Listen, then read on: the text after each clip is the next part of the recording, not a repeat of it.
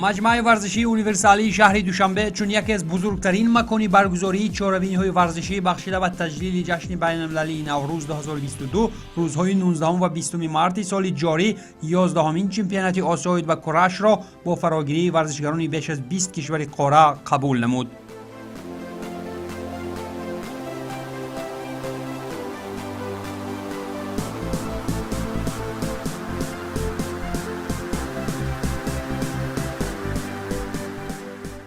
دوستان عزیز، این ازدحام مخلصانی که شما در نوار میبینید به خاطر تماشا کردن از رقابت‌های شدید نوع ورزش کورش است و باید تذکر داد که طی 2 روز در پیشروی جشن بین‌المللی نوروز در شهر دوشنبه تاجیکستان برای اولین بار 11مین چمپیونات آسیا اوید به نوع ورزش کورش برگزار می شود و باید بگیم که این رقابت ها در مجمع ورزشی قصر تنیس و ورزش های آبی برگزار می شود و کل هیئت کارمندان تلویزیون و کارمندان عموما کمیته تدارکات و همچنین داوران سطح بین المللی از فدراسیون بین المللی کورش در اینجا حضور دارند و برای برگزار کردن یک رقابت‌های شدید از نوع ورزش کورش آمادگی می‌بینند و ما کارمندان تلویزیون ورزش کوشش می‌کنیم که طی 2 روز رقابت‌های شدید چمپیونات آسیا اوید به نوع ورزش کورش را برای شما تهیه و تدوین نماییم. از این رو ما را پیگیر باشید و بهترین پرتافته و بهترین رقابت‌ها را شاهد خواهید شد.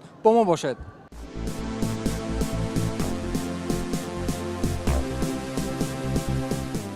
این هم مرحله آمادگی با مسابقه، تشریف ورزشکاران به تالار و تمرین‌های پیش از رقابت‌ها می‌باشند.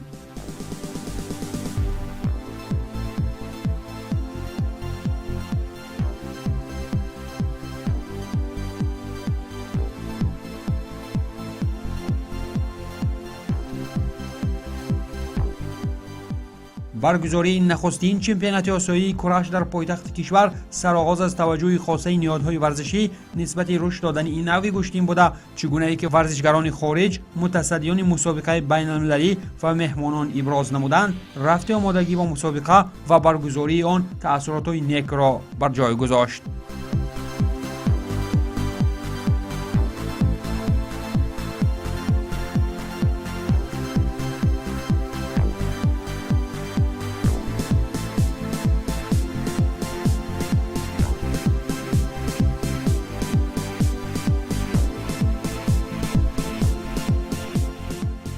از نظر مهمان نوازی فارسی زبان عالی هستند. واقعا تشکر میکنیم از آقای عبدالله، واقعا سنگ تموم گذاشتن. این مسابقات هم که از تمام نقاط آسیا اومدن، از تمام کشورها که این 11مین دوره رو میخوام برگزار کنن، بالاترین لول، چون هم بهترین داورا رو آوردن، بهترین بازیکن‌ها. ارنج رو من دیدم همه چی عالی بود. Do'stlarimizga Tojikiston ба дӯстони тоҷикам, гӯштигирони тоҷик ва мақомоти ҳокимияти иҷроияи шаҳри душанбе раҳмат мегӯям.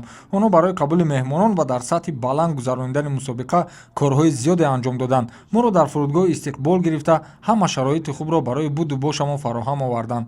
чашм нарасад, чемпионат дар сатҳи хуб гузашт. aeroportdan homiylarimiz yordamlashdi. Chempionatimiz ko'z tegmasi yaxshi o'tdi.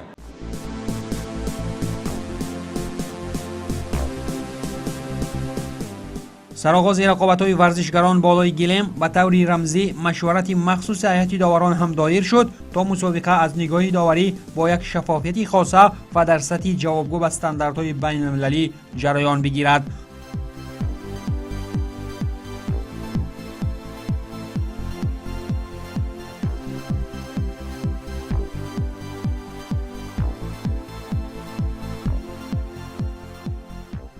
همزمانی که داره الان انجام میشه هم امتحان داوری هست برای دوستان، هم برای داوری بین المللی خوبی آوردیم برای اینکه این مسابقات به بهترین وجه انجام بشه.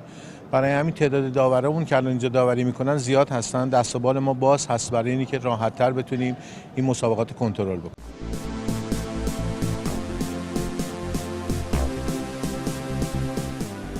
محض به خاطر فهمیدن سطح و صفت برگزاری این مسابقه کروی با کاتب گنرالی فدراسیون کورش جمهوری ازبکستان علیشیر ایشاقولوف صحبت کوتاهی داشتیم.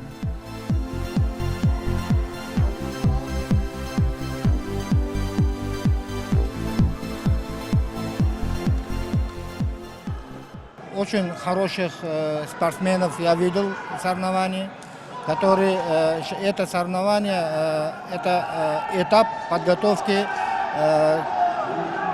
азиатским играм, которые проводятся в сентябре в Китае. Поэтому эта цена победы этой соревнования очень высокий. Это соответствует международным стандартам по олимпийским хартиям. Одна из требований – это гендерное равенство. Вот сейчас по женщинам у нас соревнования проводятся в 8 категориях, весовых категориях, а мужчины в 7 весовых категориях. Поэтому равенство очень хорошее по всем весовым категориям. По международным правилам «Кураж» проводится азиатский чемпионат.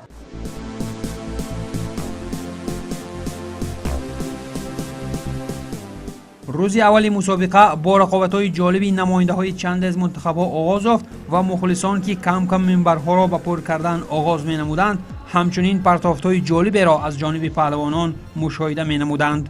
باید تذکر داد که بعد برگزاری چند از رقابت‌ها مراسم رسمی گشوده شوی چمپیونات آسیایی به نوع ورزش کورش در شهر دوشنبه در حضور مهمانان برگزار گردید. معرفی کنی نمایندگان کشورهای اشتراکچی محض در حضور مهمانان، تشکیل کنندگان و مخلصان شده گذشت. در مراسم گشوده شوی چمپیونات آسیایی عاید به کورش بعد از سخنهای افتتاحی رئیس کمیته کار با جوانان و ورزش نظم حکومت جمهوری تاجیکستان، نمایندگان مقامات اجرایی حکومت دولتی شهر دوشنبه و متصدیان برگزاری مسابقه از فدراسیون آسیایی کورش همچنین یک برنامه فراغتی جالب هم بهر بالیدگی خاطر مخلصان دایر شد.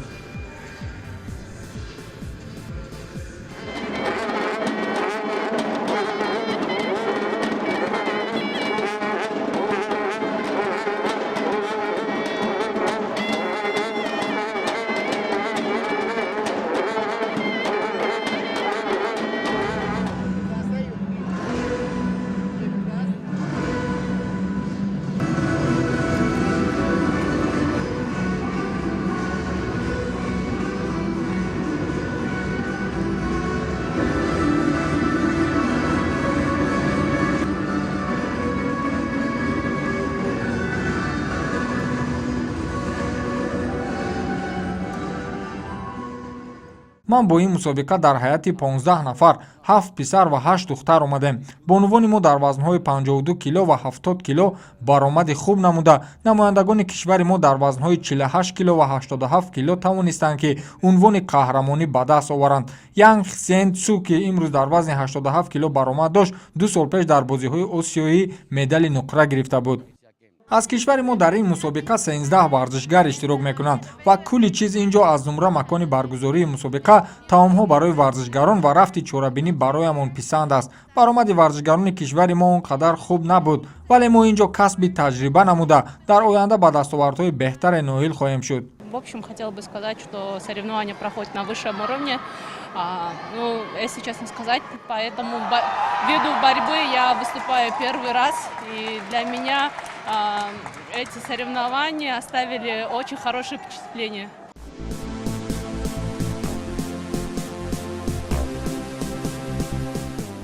шумораи зиёди иштирокчиён дар ин мусобиқа боис шуд ки мухлисону ҳаводорон рақобатҳои ҷолибу диданиро болои гилем шоҳид шаванд. дар хусуси ҷолибияту дар сатҳи олӣ гузаштани мусобиқа иштирокчиёни хориҷӣ ҳам гуфтанд.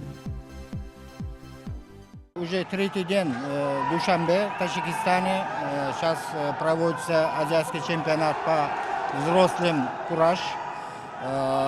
Я хочу поблагодарить правительство Таджикистана, Олимпийский комитет, мэрия города Душанбе, Международная ассоциация «Кураж», Таджикистанская федерация «Кураж», что на высоком уровне проводит чемпионат Азии по куражу. 11مین دوره مسابقات قهرمانی بزرگسالان کوراش آسیا بود. 25 تا کشور دنیا شرکت کردند. بعد از 3 سال تعطیلی مسابقات به جهت پاندمی کرونا خیلی خوشبختیم که این مسابقات در تاجیکستان زیبا و پر از صلح و صفا برگزار شد در سالن یونیورسال شهر دوشنبه که سالن بسیار خوب و قشنگی هست با حضور تماشاچیان و تیم‌های تراز اول آسیا. همینجور که مستحضرید امسال ما بازی‌های آسیایی هانجو رو داریم 2022 در ماه سپتامبر و این مسابقات رنکینگ مسابقات هانجو است و اکثر مدعیان شرکت کردن که اینجا بتونن روی سکو قرار بگیرن که کارشون برای مسابقات هانجو راحت میشه.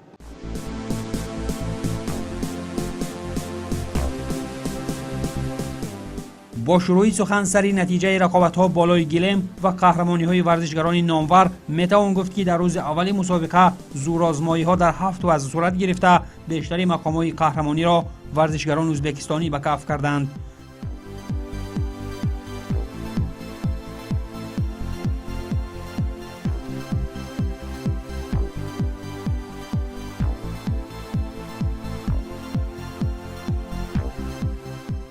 در وزن 52 کیلوگرم میانی بانوان که در فینال آن نماینده کشور ازبکستان هیلالا اورتقبایوا با ورزشگر تایپی چین سو چاون اندر میدان شد تا رسیدن به رقابت فینالی. در راوند اول عبدالملک کیزی سمره از قرقیزستان، علیا مومینی و از تاجیکستان و هزار پیوند طاهری خدابخش را مغلوب نموده بود. هیلالا در رقابت فینالی حریفش از تایپی چین را شکست داده با همین نخستین قهرمانی 11مین چمپیونات آسیایی به کراش گردید.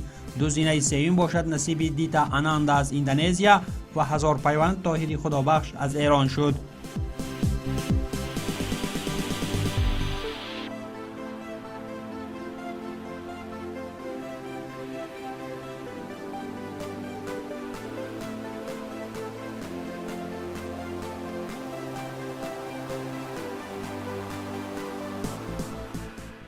O'zbekistonga tashrif buyurdim.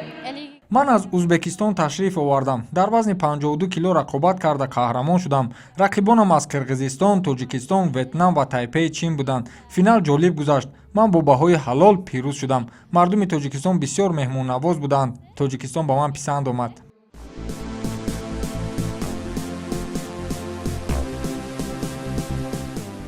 رقابت‌های وزن 70 کیلوگرم نیز خیلی شدید برگزار شد. مخصوصاً هنرنمایی نماینده ازبکستان شاهنازه بازار و مورد دقت مخلصان و اشتراکچیان قرار گرفت. در فینال این وزن شاهنازه با نماینده کشور تایپی چین لیوان تینگ به رقابت پرداخت. او برای رسیدن به این مرحله رقابت‌های مشکل را پس سر نمود. مخصوصاً رقابت اولی او با نماینده ویتنام نگوین تی لان خیلی دیدنی صورت گرفت و شاهنازه از یک پرتافت خیلی عالی استفاده برد و حریف خود را مغلوب کرد. در راوند دوم همتای او از قرقیزستان مریم مومینووا با شکستن حریف مغولستانیش به این مرحله را یافت قربانی اجرای اصولهای پی هم از جانب شهنازه گردید و در نتیجه مغلوب شد.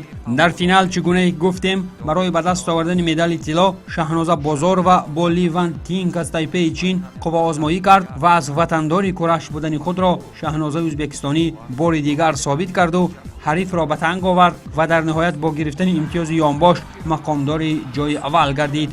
دو زینه افتخاری سیم در وزن 70 کیلوگرم نصیب مهرین مومین و از قرقیزستان و آقایی دنیا قاسم از ایران گردید.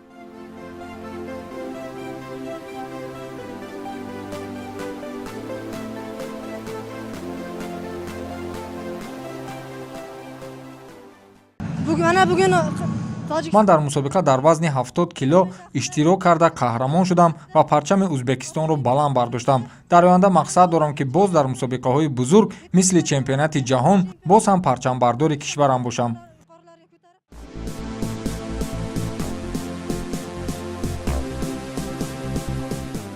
آخرین رقابت میان بانوان در روز اول مسابقه در وزن 87 کیلوگرم صورت گرفت که رقابت نهایی آن بسیار هم جالب و خاطربان پس سر شد. محض در فینال همین وزن به ورزشگر ایرانی بهاری زورا اسمت الله 14 ثانیه کمی کرد و او از مدال طلای مسابقات قهرمانی محروم شد.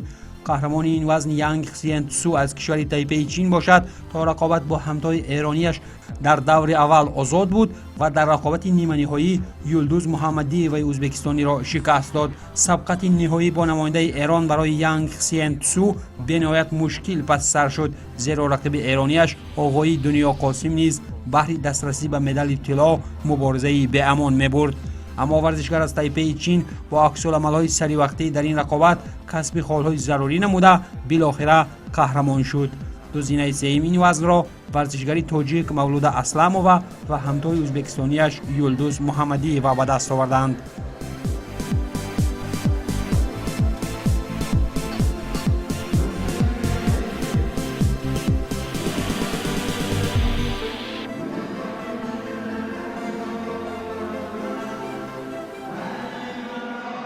هرچند که رقابت برایم با حریف ایرانی مشکل پس سر شد، ولی اخیراً برایم میسر گردید که با انجام رقابت فینال دست بالا شوم. در حالی که ورزشگر ایرانی را از پیروزی 14 ثانیه دیگر جدا میکرد، نماینده تایپه چین اگر با جمع مخلصان هموطنش استقبال از پیروزی میکرد، بانو ورزشگر ایرانی در یک گوشه پشت میدان به خاطر پیروزی از دست رفته اشک میریخت. یه ذره عبور اصلا نمیتونم. الان فکرم میره داشتم خراب من فکر میکنم خوام اینم به خدا دو روزیه یه خب سوقا نزدیکت باش 6 ماه اصلا به نمیخوام نه همه دین تو بیتی. در ادامه رقابت‌های روز اول در وزن 66 کیلوگرم میون مردان مخلصان نفران غالب را دیدند و اینجا مهارتی به همتای ورزشگر ازبکستانی ارتیام شتوربابین همگان را به وجد آورد. در مسیر طی کردن راه مسابقه تا به فینال ارتیام در دور اول آزاد و در دور دومی بر پاور دوندر از هندوستان ظفر یافت. در دور نیمه نهایی باشد ارتیام شتوربابین حریف مغولش اولزی بایر بوامباسورین را شکست داد و در رقابت نهایی با ورزشگر قویتن ایرانی نوریزاده قاسم ولی مراد ایستاد شد. در رقابت مذکور هرچند که تنومندی و مبارزه شدید ورزشگر ایرانی برای ارتیام مشکل ایجاد کرد، نوابسته از این ورزشگر ازبکستانی با استفاده از مهارت والای گوشتینگیریش سزاوار پیروزی گردید. دو زینه سوم افتخاری باشد نصیب ورزشگران تایپه چین چان خاو چن و مغولستان اولزی بایر با امباسورین گردیدند.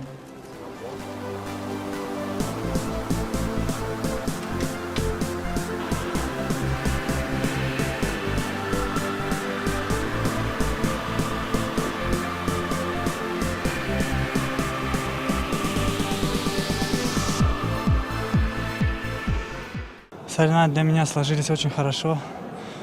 К счастью, я занял первое место. Первую схватку я боролся с Индией, очень сильный соперник, физически крепкий парень. А вторую схватку я боролся с Монголией. Проигрывал в Азаре, но когда оставалось 4 секунды, ему дали второе замечание. Я выиграл, вышел в финал. Сейчас боролся в финале с очень опытным борцом.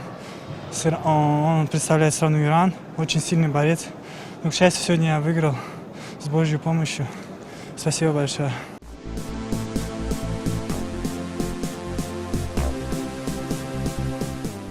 رقابت فینالی وزنی تا 81 کیلوگرم میان مردان دیگر باره ورزشگران ایرانی و ازبکستانی را به هم آورد که اینجا نیز سرآمدان گشتین کرش شهد پیروزی چشیدند.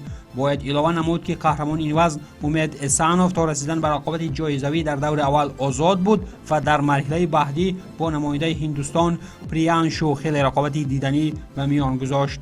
از گروه دیگر که تستک امید اسماعیلی با شکست دادن سرسخت‌ترین حریفانش از زمره صابر سپربایو قزاق و عمر رسولوی تاجیکستانی تا به فینال رسید، ولی در رقابت حل کننده زور و توانش نرسید تا پس از نتیجه رقابت بر مقابل وطندار کرش پرچم ظفر بالا کند. بالاخره با شرافت مهارت والای پهلوان ازبک امید احسانوف سرود ملی کشور همجوار ما ازبکستان دیگر باره طنین انداز شد.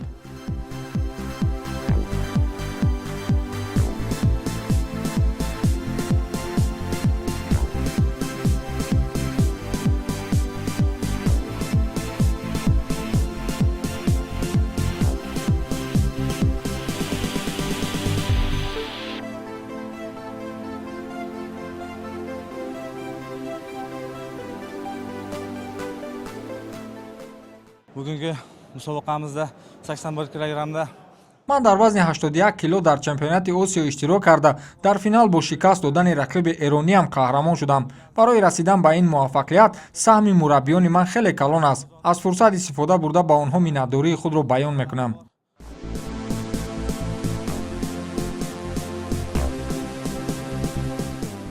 جالبیت خاصه و جلب گردیدن کلی دقت‌های مخلصان هواداران گشتین میهن بر رقابت‌های زیر وزنی تا 90 کیلوگرم محض به خاطر اشتراک پهلوان شناخته تاجیک حق نظر روی گلیم بود. هرچند که حق نظر با شکست دادن دو حریف سرسختش امیدها بر دل مخلصان بخشید و راهش را به فینال هموار ساخت، اما متاسفانه بر مقابل زورآزمایی‌های رستمانه نماینده ایران مسعود براتعلی تا باورده نتوانست و از عنوان قهرمانی آسیا در کرش در ثانیه‌های آخر رقابت محروم شد. در این رقابت حساب خالها تا به آخر 1-1 بود، ولی بر ضمن ضعیفی خاصش حق نظر یک آگاهی گرفت و دچار باخت شد، نتیجه‌ای که البته مربیان مخلصان حق نظر را قانع نکرد. دو نشانی برنجی وزن تا 90 کیلو را باشد جانبک قزاقوف به ازبکستان و چنگیزخان میدهتوف به قزاقستان بردند.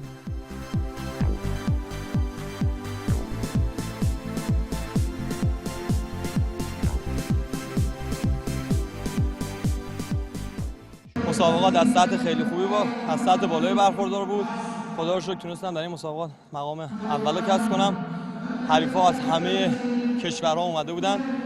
مسابقات با سطح خیلی بالای برخوردار بود.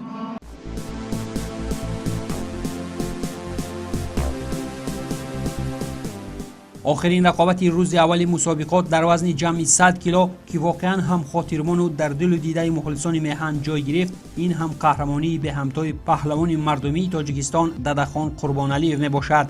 ددخان که در گذشتن سرآمدان کرش را در زمینشان بارها ناکام کرده است، این نوبت نیز از فرصت‌های نخستی برآمدن بالای گلیم گوویندر سینگ از کشور هند و یان کیناتپور از تایلند را با آسانی مغلوب نموده با روحیه قهرمانی بر مقابل پهلوان ازبک شاروخ عثمانوف ایستاد شد. این رقابت روزی آخرین سنگین وزن‌ها میان دو پهلوان پرقدرت همسایه کشورها که از فرصت‌های نخست زورآزمایی نفری غالبش را پیشگویی کردن مشکل بود، بالاخره با موفقیت ننگافر ددخان قربانعلیو گردید. کارنامه بی‌زوال ددخان در این مسابقات آن است که در روز اول آن مظهور یگانه تاجیک گردید که با نیرو و توانش عنوان قهرمانی را از نفر پرقدرت وطنی کرش کشیده گرفت.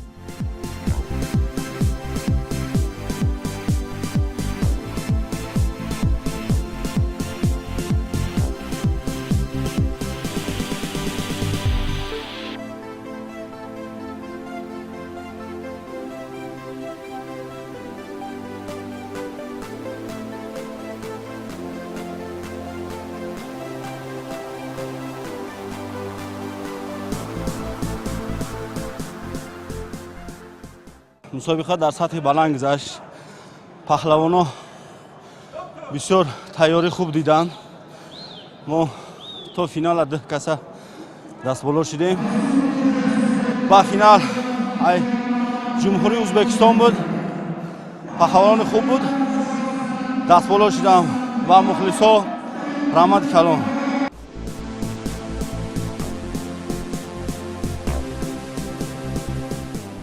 روز دوم 11مین چمپیونات آسیایی به کورش که غالبان 8 وزن دیگر را معین کرد، به مثال روز اول رقابت‌ها مدال دیگری درجه اول را تقدیم مخلصان گشتین میهن نمود. در این روز هم نفران غالب نخست در میان بانوان معین گردیده در وزن تا 48 کیلوگرم نماینده کشور تایپی چین قدرت پیدا نمود که ورزشگر ازبکستانی را تسلیم به مغلوبیت نماید. محض در همین وزن نماینده کشور ما شکرانه قرچی و هم برآمد کرد که متاسفانه از ماهینور مومین و ازبکستانی شکست خورد. قهرمان این وزن یه لیان از کشور تایپی چین تا گرفتن مدال طلا، سیاوش لیلا علیرضای ایرانی و تاتی تران از کشور ویتنام را دچار مغلوبیت نموده به طور غیر انتظار ماهینور مومین و ازبکستانی را از زینه اول معمولی برای ورزشگران این کشور محروم کرد. غالبان دو زینه سوم وزن تا 48 کیلوگرم تاتی تران از ویتنام و جاتخا ملربخا یالاتا از هندوستان دانسته شدند.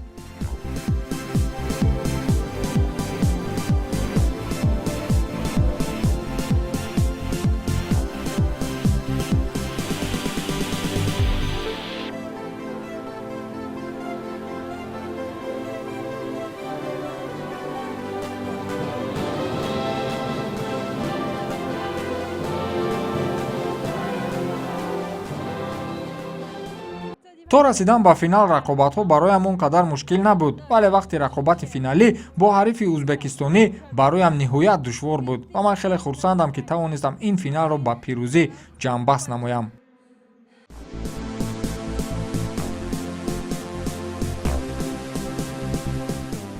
در قیاس بر رقابت‌های وزن‌های دیگر میان بانوان در وزن تا 57 کیلوگرم نماینده کشور ما فضیلت گلبای و با موفقانه برآمد کرده تا به فینال رسید. در مسیر رقابتات تا به فینال فضیلت همتای ایرانیش شبانی فاطمه جواد و چوان یو خوان از تایپی چین را شکست داده بهر گرفتن مدال طلا با عبادت خان آقا جان و از ازبکستان به رقابت پرداخت. در این رقابت فینالی عبادت خان واقعا هم از ورزشگری ما یک سر و گردن بالا بود و با آسانی قهرمانی را مال خود کرد.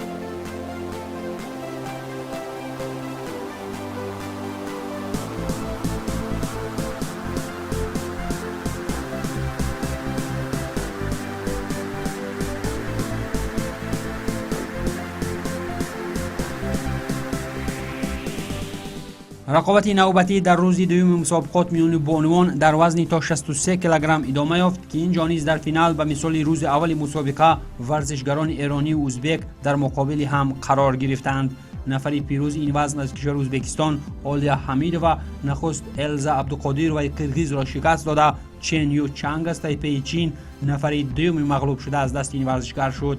رقابت فینالی بر مقابل صدف اردشیر ایرانی برایش مشکل پس سر شد، ولی در مسیر رقابت بسیار هم برابر و پرشدت مهارت آلیا حمید و اخیراً بالا گرفت و صدف اردشیر به گرفتن مدال نقره قناعت کرد.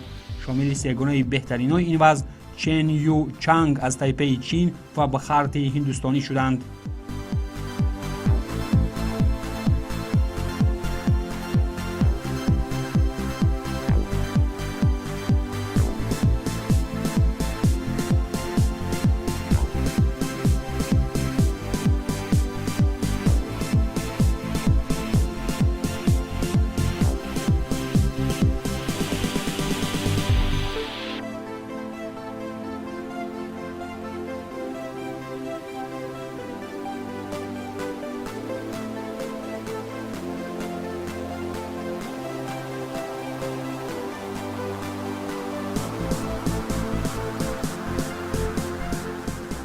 رقابت‌ها میان بانوان در وزن تا 78 کیلوگرم هم به سود ورزشگر ازبکستانی خاتمه یافت، زمانی که فیلورا ارگاشوی ازبکستانی صباح کرمالی از ایران را دچار شکست نمود.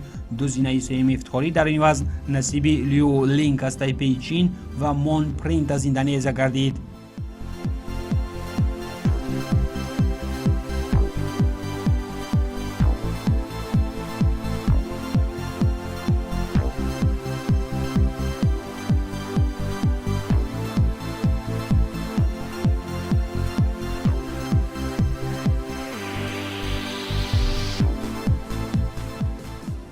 آخرین رقابت بانوان در وزن جمعی 87 کیلوگرم میان سنگین وزنها صورت گرفت که اینجا البته نماینده کشور ایران به مبالغه مدال طلا را به هیچ کس نداد. برمکی فاطمه رجب چون قهرمان این وزن یانگ یا چون از تایپی چین و سریکارن جتیلا را از تایلند شکست داد.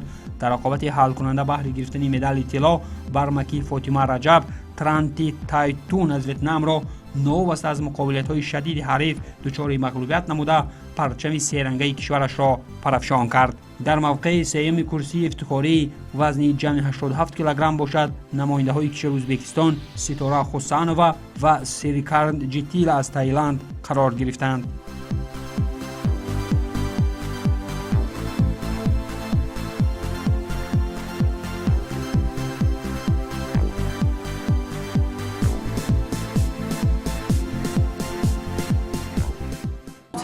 حریفان حریفان سرسختی بودن. خوشبختانه تونستم تو این دوره از مسابقات مدال طلای این دوره رو کسب کنم. خوشحالم.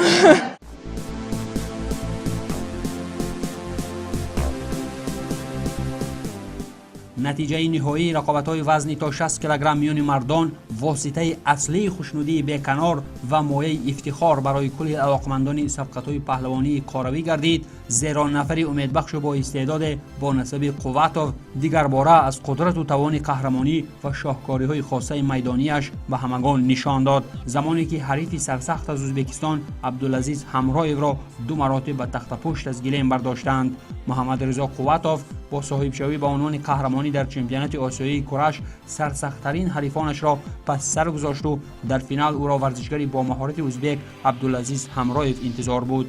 این رقابت هرچند که از فرصت‌های نخست با نیروی برابر صورت گرفت، بالاخره 2 عملی نتیجه بخش محمد رضا قوتوف سببگار اصلی پیروزی ورزشگر تاجیک پیش از انجام وقت اساسی گردید.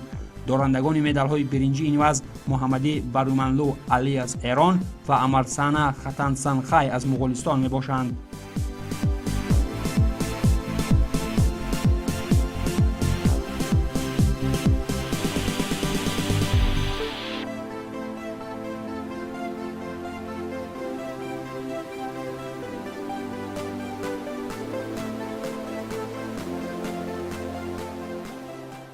چند روز هست ما با استاد رستم باقی برای این نمودی ورزش تمرین کرده بوده ایستاده بودیم.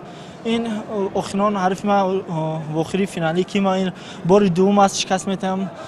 سال گذشته در مسابقات الترمیزی در واخری فینالی با همین رقیب دست بالا شده بودم و این روز نصیب باز دست بالا شدم و سزا جای اول گرفتم.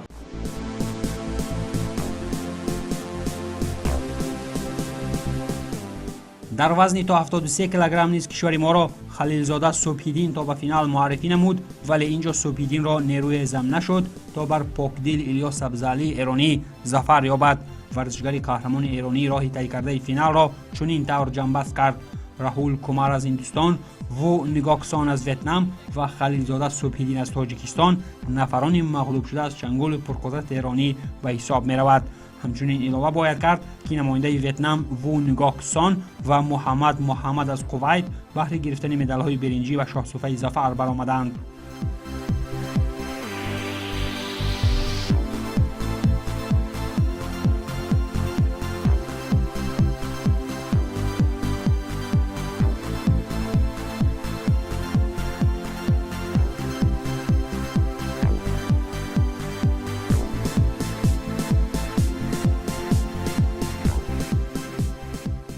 بله، رقابت آخر رقابت سخت و به نظر خود منم دیدنی بود، چون که رقیب اصلیم از کشور تاجیکستان بود و مطمئنا همشهریاش بودم و خیلی تشویقش میکردن.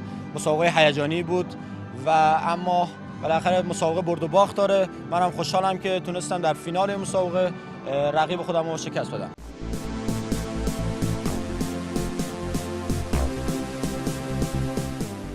بالاخره رسیدیم به جنبست نتیجه رقابت‌های وزنی تا 100 کیلوگرم که اینجا نیز نفری تنومند ایرانی با گرفتن عنوان قهرمانی پرچمبردار کشور ایران گردید. مرادی جواد حیدر علی نخست رحمانی عبدالبصیر از افغانستان را تسلیم شکست نمود و پس آن ویشای هندو را از پیش راهش دور ساخت.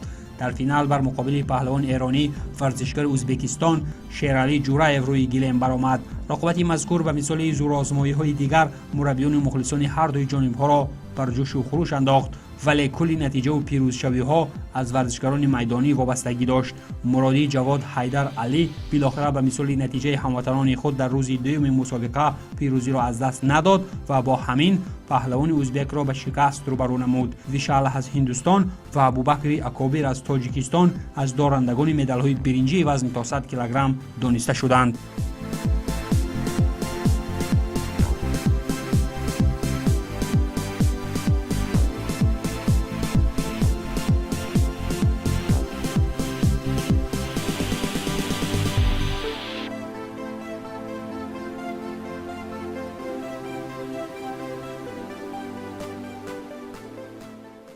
مسابقه فینال هم حریف از کشور ازبکستان بود. حریف خوبی بود که در لحظه آخر به لطف خدا تونستم شکستش بدم و مدال طلا دست بیابم.